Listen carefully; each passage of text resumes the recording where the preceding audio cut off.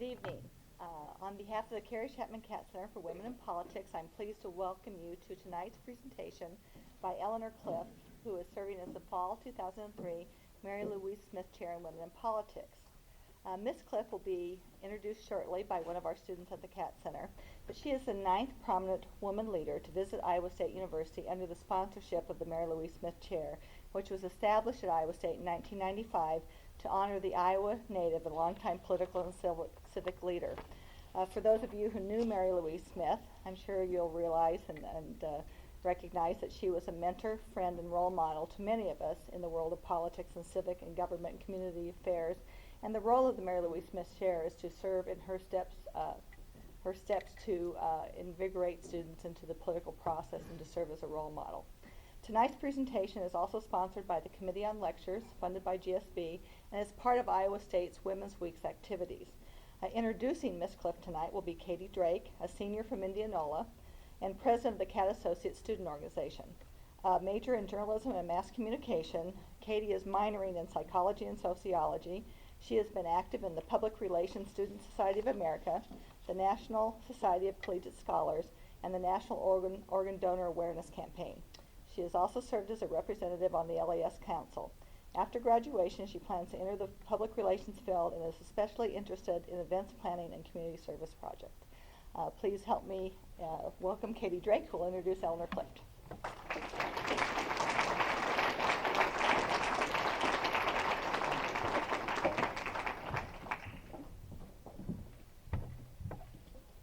As a contributing editor for Newsweek, Eleanor Clift reports on a variety of topics, including the White House, presidential politics, and national issues.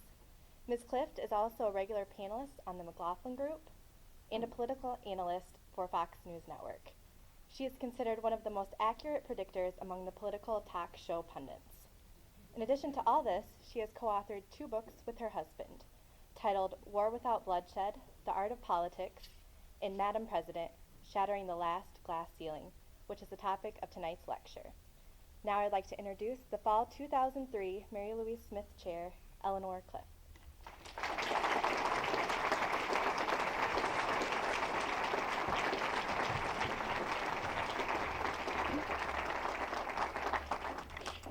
Thank you, Katie. It's a pleasure to be here. Of course, it's a pleasure to be anywhere where I can actually finish a sentence before I get interrupted. I think some of you probably do recognize me from the McLaughlin Group, which is a televised public affairs show, but it's really more like a televised food fight. It's the only show where you're supposed to speak before you think, and interrupting each other, being generally rude, calling each other names is all considered part of good television today. Now, the merits of that would be the subject of another lecture, but the show is the creation of John McLaughlin, formerly Father John McLaughlin. He is a former Jesuit priest. And before he went into television, he spent many years teaching. He taught in a boys' prep school in Fairfield, Connecticut, and I've actually met many of his former students over the years. And they describe him coming into the classroom in his long robe with a velvet rope around the middle, a Homburg, and white gloves. And every classroom had a beadle, B-E-A-D-L-E. And those of you who've watched the show for a long time will recall that Pat Buchanan was the original beadle on the McLaughlin Group. Now, what is a beadle? It's an Anglican church term for the person who follows behind the bishop with the incense. So it's basically the chief acolyte or the teacher's pet. And in the classroom, John would arrive and take off the Homburg, hand the Homburg to the beadle, and then with great flourish remove the white gloves one finger at a time. And so he was a character in the classroom then. And he has said to me that the best and the most memorable teachers are those who project themselves as characters. And I'm sure many of you here in the academic community, as you think back over the people who've influenced your lives, that probably is the case. So he took his act, basically, or his shtick, to television.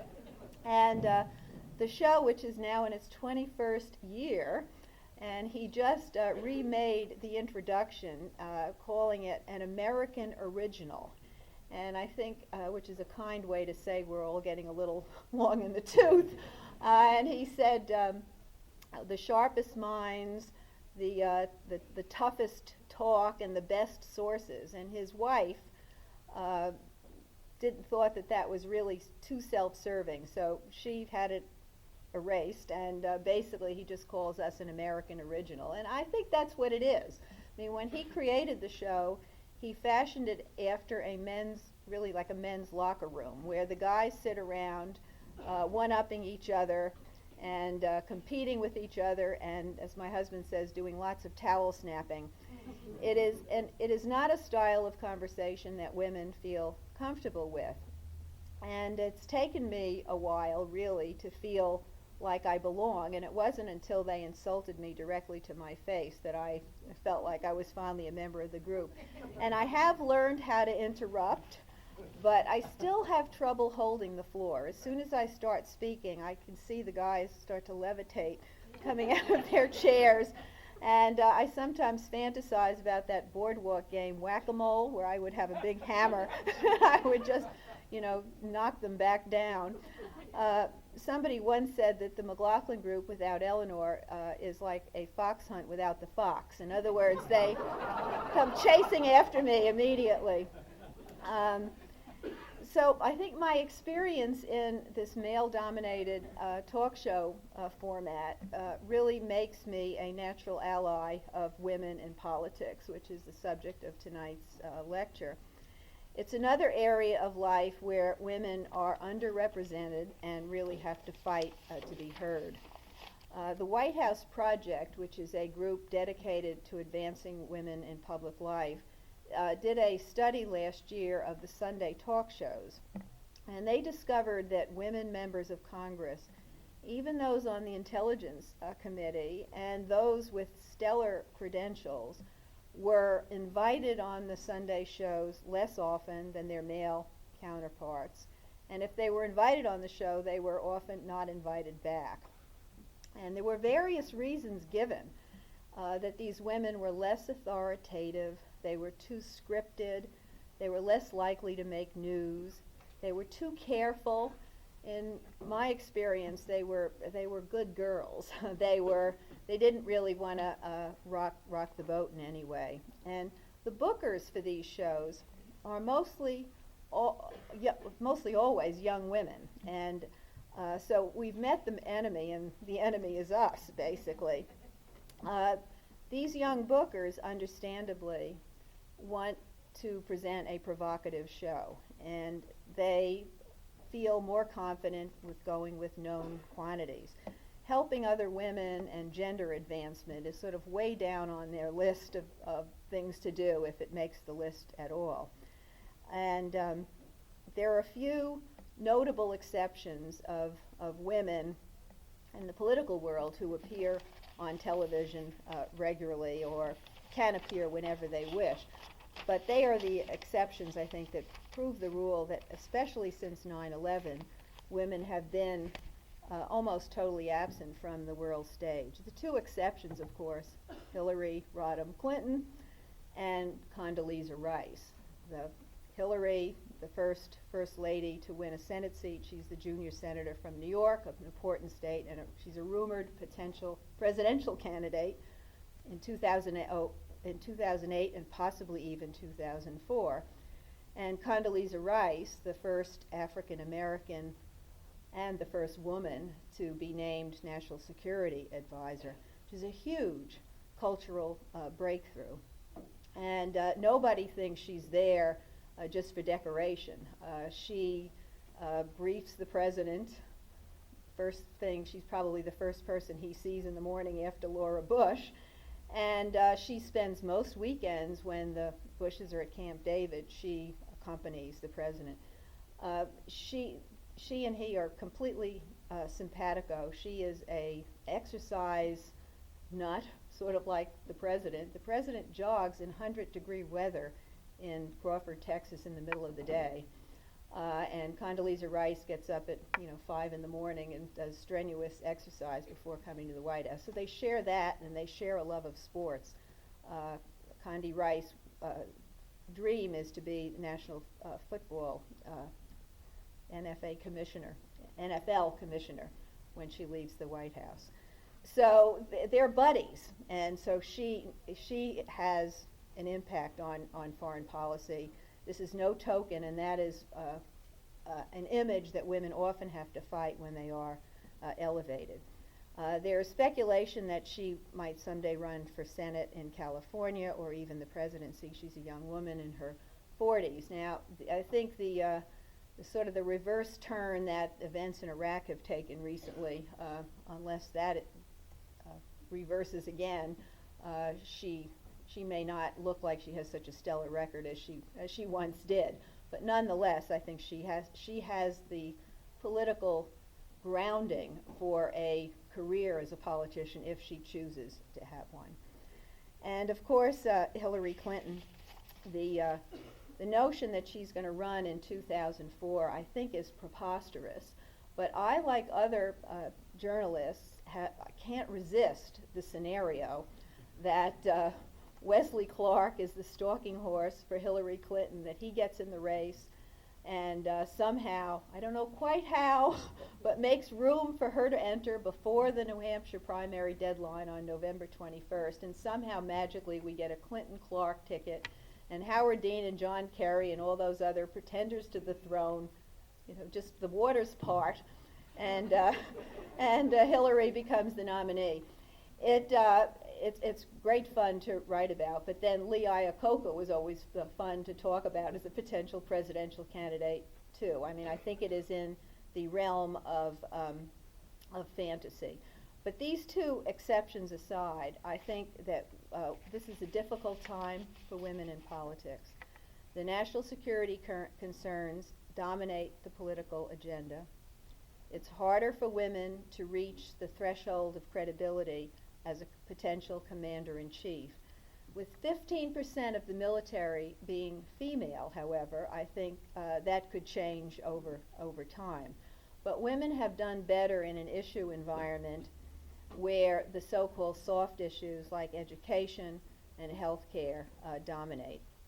If you remember in the 2000 campaign, where women were being courted as the crown jewel of the electorate, candidate George W. Bush visited so many classrooms and posed with so many children, I think he probably could have gotten his teaching credential.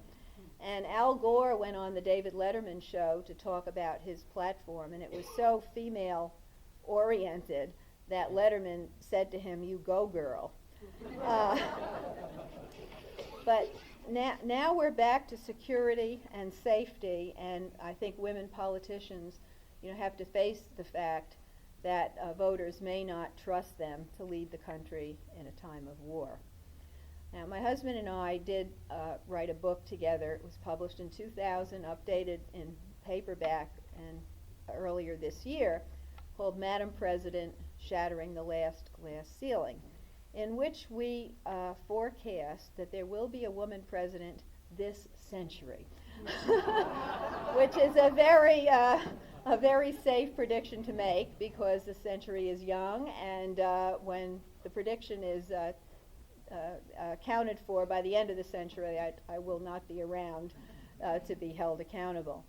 But the point that we discovered when we set out to write the book, we thought we would identify women on the way up who were potential candidates, and we discovered that that was really hard to do, because it has to do with serendipity, money, family situations, raw politics. If you come from too small a state, forget it.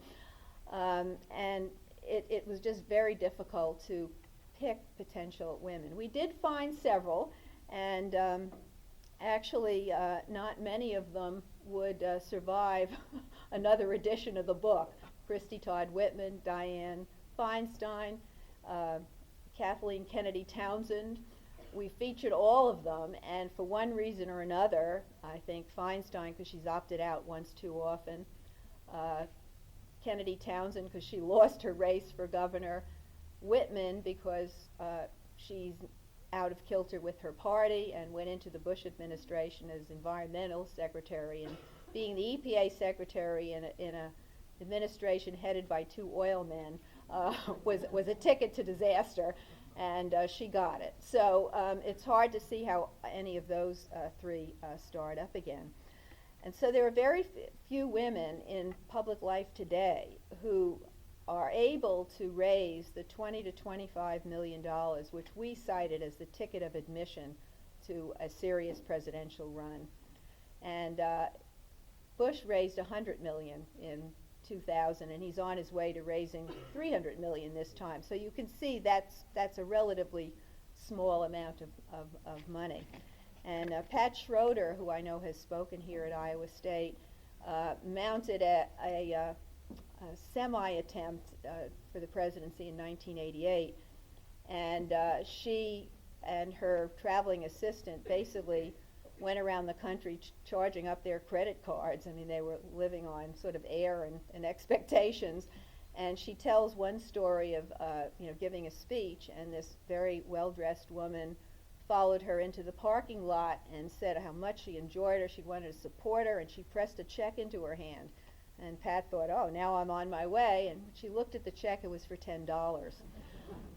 And so women actually have a hard time writing big checks to political candidates. I mean, I think we're getting there, but there's still quite a way to go in terms of being competitive financially for female candidates. Interestingly, Howard Dean, with his use of the internet as a fundraising vehicle, may be opening doors that will help women candidates, and because he has shown the potential that is there. Not every candidate can pull that off. I think it takes a certain combustible personality to attract the internet community, which Dean has shown. But it is an alternative way of raising money that I think has great promise for all politicians, but especially women who've had trouble competing in the sort of the good old boy network. Hillary Clinton's book, I think, is one of the steps that she's taking toward a future presidential run. It is now sold well over 1 million copies, passing the number of copies that Colin Powell's memoir sold, which is very important in the publishing world, and very important to Hillary's lawyer, who thinks that's a great milestone that she just achieved. And I don't know whether that book shows her potential for getting votes, or whether it's just all those Hillary haters out there who just, it gets their blood pressure going or something. I can't imagine they'd buy the book. But anyway, the sales of that book signal the fact that in the political world, Hillary Clinton is really something of a rock star. And should she run, she can always say that when it comes to her personal life, that she addressed it in the book and she doesn't have to take any more questions. I mean, it still amazes me that I get asked, well, how often do the Clintons see each other? I mean, I don't know. And I think, if I were to bet, I think they will remain a married couple until the day they die. And whether, what the terms of that arrangement are, I have no idea. And I have a hard enough time, figuring out my own marriage to try to get into somebody else's marriage. But the fascination with the Clintons, I think, we were talking about it at dinner before we came here. It's as though they represent the whole cultural decade of the 60s. And if you love the 60s and think of it as the civil rights and the women's movement and great social change happening, or if you hated the 60s and you think, this is when the role of women really got out of kilter and home life was threatened and moral standards went down, then you're going to hate the Clintons. And I think they are sort of symbols of the cultural divide in this country. But Hillary was the first chapter in the hardback version of our book. She is now moved more chronologically in the paperback version, but what we try to address is what made her lead leaderly. I mean, why would we consider her a potential presidential candidate? She was the wife of a president. She's a lawyer and she's been a political activist. But why is she on the list of potential presidents anyway? Now, aside from her intellect, which is considerable, we came to the conclusion that it was the dignity and the grace with which she handled what had to be an extremely humiliating situation. She persisted, and people respect that, even if they differ with her and with her husband politically. And you'll remember, Hillary's poll numbers were never so good as when she was the stoic victim. Now, there is a toughness about her, and that's the key. When women run for political office, that's the first question everybody wants to know: is she tough enough? And it goes back to when Jerry Ferraro was on the ticket in 1984, and she initially refused to release her income tax returns. She said her husband didn't want to release them, and you know how Italian men are. Well, that was such a negative comment for her, because what came back from the voters was, if she can't handle her husband, how is she going to handle the Russians and the Soviets at the time? And that campaign was very gender-oriented. Fritz Mondale, who was the nominee, the former president, this was 1984, and Geraldine Ferraro, there were long discussions about whether they should shake hands when they greet, should he kiss her on one cheek, or how would they handle this. And they were so afraid that they would come across as sort of man and wife as opposed to, political partners. And Ferraro found a lot of this insulting. She later wrote in her memoir that vice presidents are made to be insulted.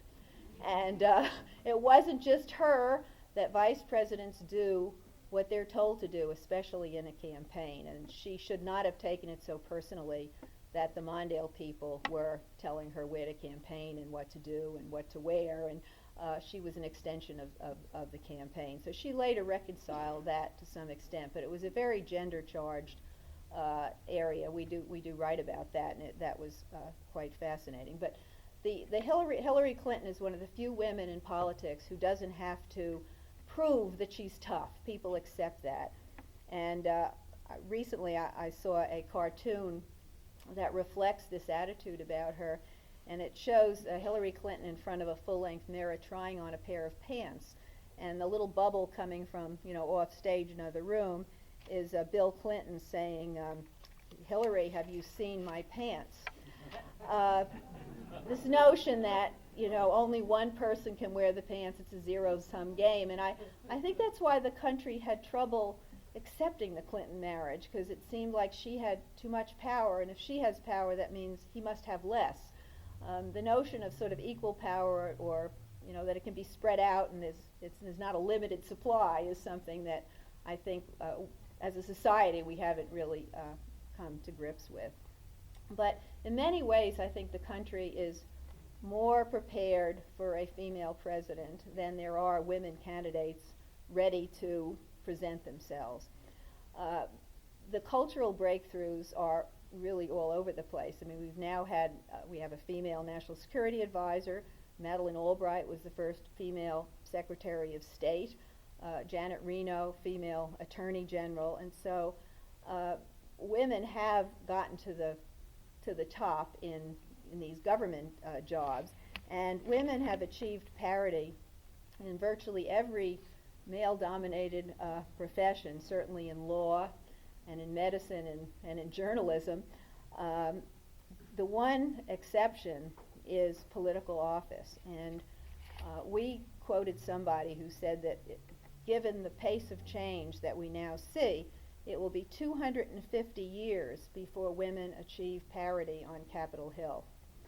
There are now 14 female senators out of 100, and the same percentage roughly is in the House, with about 14% of the 435 representatives are women. And there are 5 female governors out of 50, so roughly the same percentage throughout government. And the numbers don't show any immediate prospect for changing. I was told that Pat Schroeder was pretty negative when she was here, and I guess in terms of the rate of change, I would share that negativity. It's hard to change the numbers much on Capitol Hill because there are so few opportunities to win seats. In the House, if you're an incumbent and you choose to run for re-election, the re-election rate is 95%. They have essentially drawn the districts so that everybody knows which party's going to win, and there are only a handful of so-called swing districts. So where we really need as women to make breakthroughs are in the states, and that's tough. I mean, there have been studies done on how difficult it is to win a governor's race if you're a woman, and that's because people seem to have some resistance to electing women as chief executives, as CEOs. I mean, we're very underrepresented in the Fortune 500 list as well.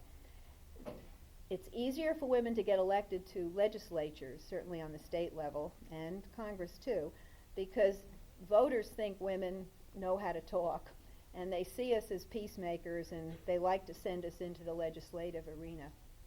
But they're skeptical about whether, again, we can be tough about the budget and law enforcement and simple management.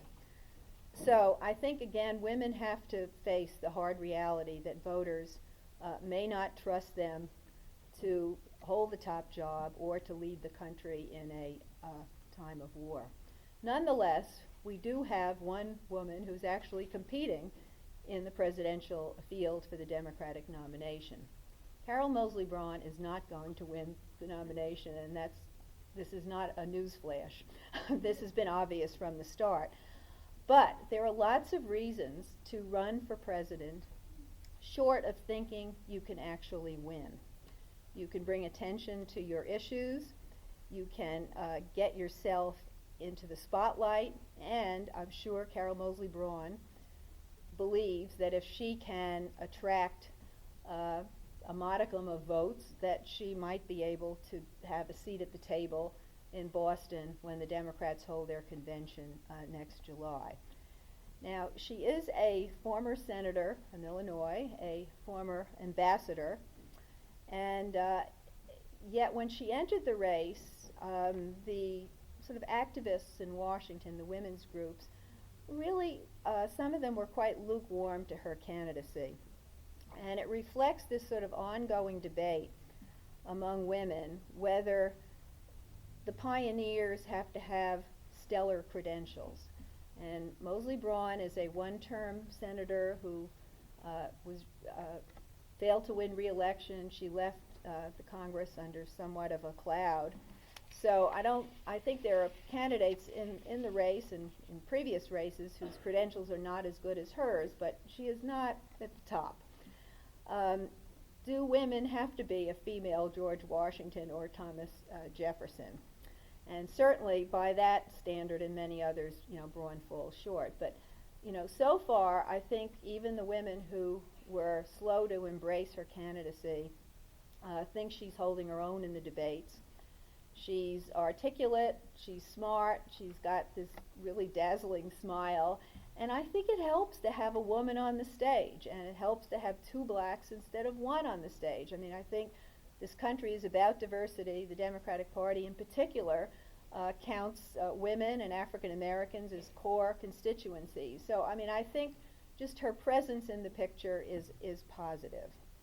Plus the fact I think she has one of the best lines of the campaign season when she said the 2000 election was decided by the black vote, Clarence Thomas. Now, I think, so as women, I think we have much to cheer about, and I know I'm here tonight because of the Carrie Chapman Catt Center, and if she were here, I'm sure she would be amazed to look at the progress that has happened. I mean, there are two women in the U.S. Senate both lawyers who could at least theoretically face each other for the presidency in 2008, and that's Hillary Clinton and Elizabeth Dole. We haven't mentioned her. Would anyone have believed in 1996, when Bill Clinton and Bob Dole were running for president, that their spouses would soon be together in the U.S. Senate, and that Clinton and Dole, the male Clinton, the male Dole, would serve together in the Senate Spouses Club. They're both members. So, progress takes time, and I think that Carrie Chapman Catt would find plenty to cheer about, but she wouldn't like the fact that so many of us don't vote and that we take that vote for granted. And I want to talk a little bit about a book that I have just completed that will be available later this month called Founding Sisters. And it is about the 72-year struggle to win the vote for women in this country. And for much of that period, women resisted social change as much as men. And yet the activists never gave up. They knew they were right, and they also knew that change was inevitable. Now, my own story parallels the modern women's movement. I started with Newsweek as a secretary at a time when the news magazines were not hiring women to be reporters or writers, which would not have made much difference to me because I was the child of immigrants. My father had a delicatessen store in Brooklyn and then in Queens, and I graduated from high school, and my goal was to be a secretary where what I typed would be interesting. And that's how I ended up at Newsweek. And the women's movement was getting underway in the early 70s. And several women at Newsweek had far more stellar credentials than I did. They were the daughters of pretty well-connected New York types and politicians, and they'd been to some of the finest colleges. Among them, Nora Ephron, who went on to write Sleepless in Seattle and Heartburn, Susan Brownmiller, who wrote a groundbreaking tome about rape as violence and not sex. Ellen Goodman was on the clip desk back in the days when they still clipped the newspapers with a scissor. And these women got together and they brought a class action suit against the magazine for gender discrimination. I was too junior to be part of the suit, but I benefited. The attorney representing these women was Eleanor Holmes Norton, who today is a member of Congress representing the District of Columbia. It was her first, she was starting out as a public interest lawyer. And when Katharine Graham, who headed the magazine, was told that the women were suing, her reaction, which she reported in her memoir, was, which side am I supposed to be on? She was a woman, she was management. So the result of that was they settled out of court, and they created internships for women already at the magazine, and there was a series of goals and timetable to get women to be a third of the domestic correspondents by a certain date, a senior editor by a certain date. And so I did an internship after having been at the magazine for several years as a secretary. And as after I completed the internship, I was assigned to cover Jimmy Carter, who wasn't supposed to go anywhere. So I'm an expert on candidates who aren't supposed to go anywhere, actually. And when he won the New Hampshire primary, I remember calling in to the editor in New York, and he said, "Congratulations, you've picked a winner. The tradition in journalism is if you cover the winning candidate, you get to go to Washington." So that's how I became a White House correspondent. And when I talk to young people, I always point out the role of serendipity in life, because it's often the controlling factor. But I call it my Cinderella story. And so when I was asked to do a book on the 19th Amendment that gave women the vote, I thought I knew a lot about women's history, but I really was in for an adventure. I mean, this was a struggle that took place from 1848 to 1920, and during much of that time, the majority of women did not particularly care about getting the vote. or they were openly hostile toward suffrage.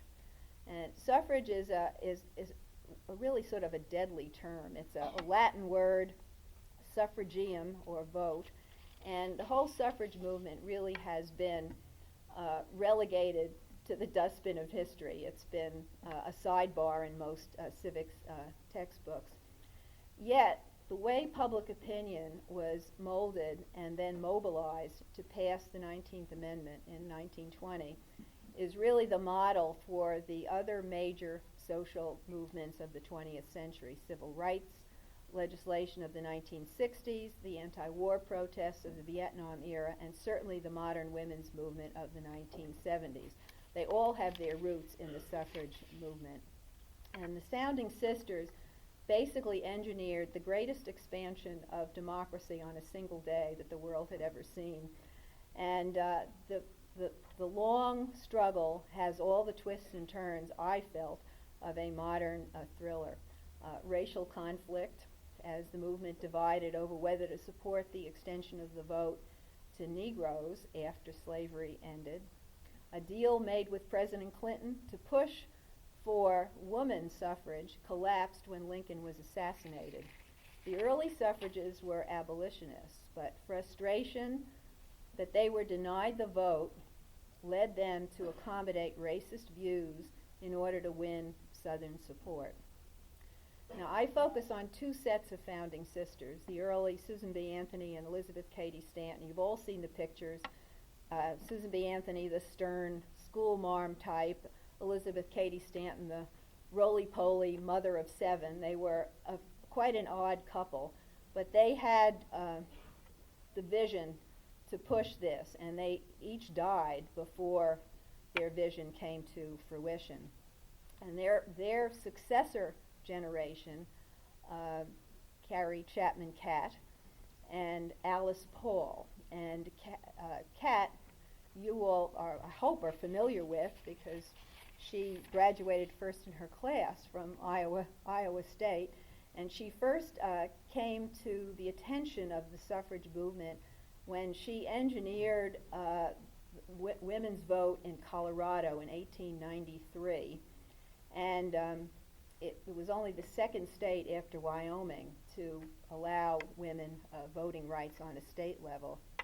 And Iowa then was still the frontier, and she had the sensibility of a frontier woman, where she could withstand hardship. I mean, she almost died of typhoid, and she just never gave up, and she was unlike some of her more effete Eastern sisters who came from the upper classes and didn't like the physical hardship of travel, which was considerable in those days. And Catt was an extraordinary strategist and a relentless organizer, and Eleanor Roosevelt said of her that she was the most organized woman that she ever knew. A generation younger than Catt was Alice Paul, a graduate of Vassar, a bold and impetuous young woman with a real flair for publicity. And she pulled off the demonstrations in front of the White House and the picketing that basically forced President Woodrow Wilson to capitulate. When Wilson arrived in Washington in 1913 after winning his first term, he arrived at Union Station and he looked around. He said, "Where are all the crowds?" And he was told, "They're over on the avenue, Pennsylvania Avenue, watching the ladies." And this was the first protest of a inauguration, and Alice Paul had choreographed it, and there was a woman, a beautiful woman, on a white horse, leading the protesters. But she was relentless, and the constant women standing in front of the White House and burning watchfires. Wilson initially was kind of amused by it and would tip his hat, but it got ugly, because as Wilson took the country into World War I after winning his second term, after promising to keep the country out of the war, he didn't like the fact that these women were standing in front of the White House with pickets, taunting him that 20 million American women couldn't vote while American boys were dying in Europe to bring democracy to the Europeans. So Wilson ordered these women arrested and jailed, and there were mass arrests and hunger strikes, and they were force-fed, which is a particularly gruesome procedure. And these were upper-class women who had the time to participate in protests. Normally, they would be going to afternoon teas. And so after a time, a long time actually, almost the full 8 years of the Wilson presidency, he finally capitulated, and the Democrats finally capitulated. The Republicans were the good guys on suffrage. The Democrats were the holdouts. But even then, there was plenty of drama left because a constitutional amendment has to be ratified by 3/4 of the states. And it came down to Tennessee, which was a southern state not sympathetic to suffrage. And the vote in the House was deadlocked, which meant that the amendment would have been dead, tabled and dead, until a 24-year-old freshman legislator, the youngest legislator in the Assembly, named Harry Byrne, switched his vote at the last minute, saying he got a letter from his mother that morning urging him to support ratification. Now, he represented a rural area, and after he supported suffrage, he had to have a bodyguard when he went home. I mean, the emotions were very high about this.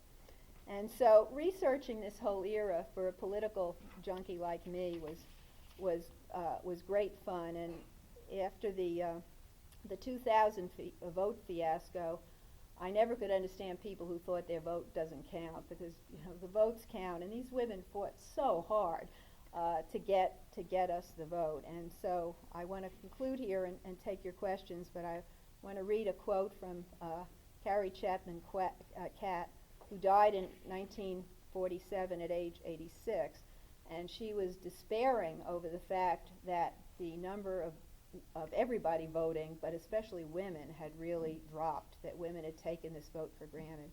And her quote is, "Women have suffered an agony of soul which you can never comprehend, so that your daughters might inherit political freedom. That vote has been costly. Prize it."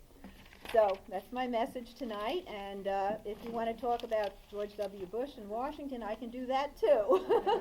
So I'm happy to take your questions.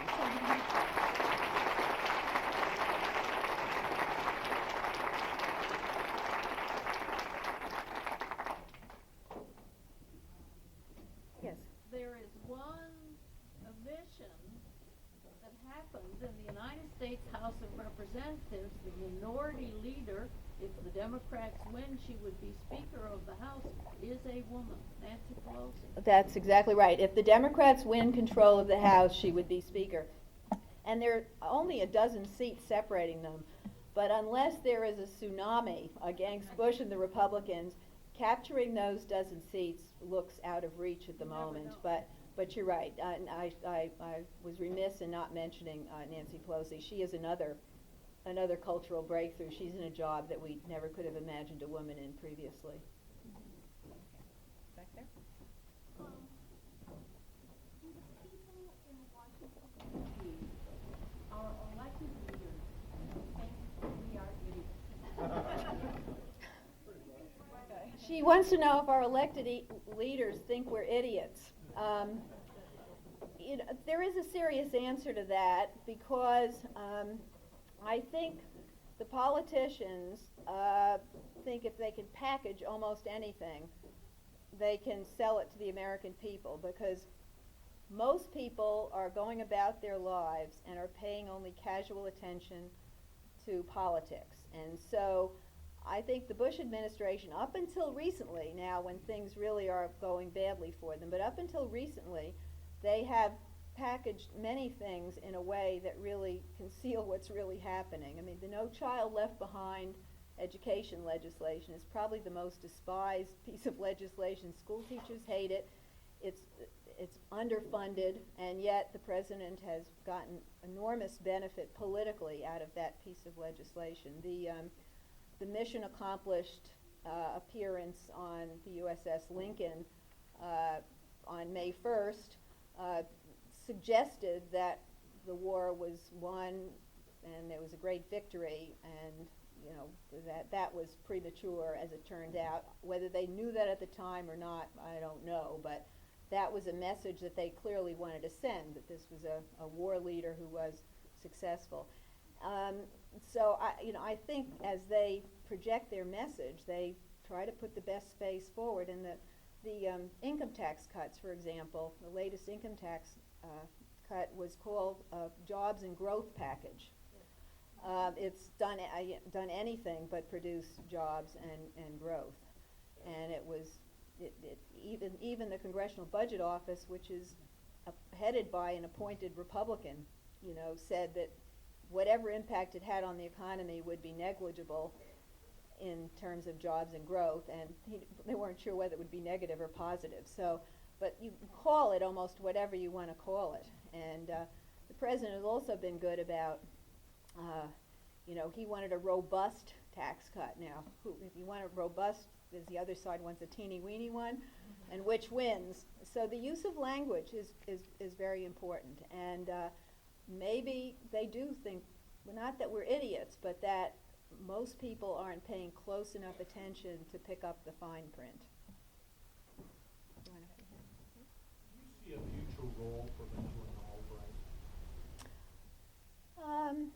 No, she wants to know whether I see a future role for Madeleine Albright, only as a sort of, wise elder statesman. I think if a Democrat were to win, I don't necessarily see her coming back in any role. She gets mixed reviews. I mean, some people think she did a good job. She doesn't have any really standout successes unless you count the Kosovo War. So I think she's hoping her book does well, and it looks like quite a compelling story, actually.